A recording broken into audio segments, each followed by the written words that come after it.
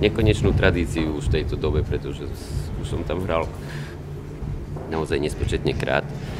Keď sa nemýlim, ktorý to je? 9? 9 mám ešte oveľa radšej ako 10. Takže znamená to pre mňa radosť a zábavu a stretnutie sa s mojimi rodnými Prešovčanmi.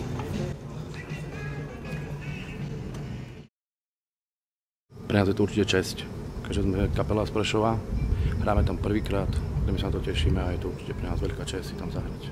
Na hranie na Dobrom festivale sa vždy teším, lebo už má veľmi dobré meno. Tu nám má kvalitné obsadenie, je tam veľa ľudí, čiže je to o tom, ja hrám rád veľa ľuďom a pre ľudí. Takže hranie na Dobrom festivale je pre mňa už veľmi príjemná tradičná záležitosť. Oslava prešovskej hudby.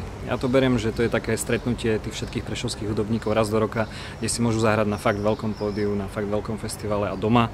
Čiže tam je to také domácké. Keby sa dalo, tak zruším všetky akcie naokolo a idem hlavne na dobrý festival, lebo je tam stále dobrá atmosféra, veľa dobrých ľudí a snáď bude aj dobrá žúrka, lebo hráme v dobrom čase.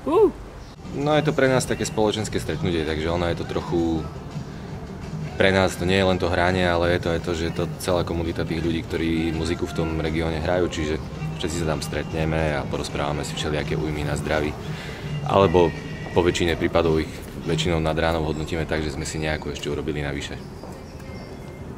Keby som vedel, tak budú rozložené stánky, tak by som rovno povedal, že stretneme sa tam a tam pri tom stánku, ale teraz môžem len tak všeobecne pozvať na Delňu, to je také kúpalisko prírodné v Prešove a tam by som pozval všetkých, ktorí našu skupinu Čiklíky toho majú radi a akceptujú jej tvorbu.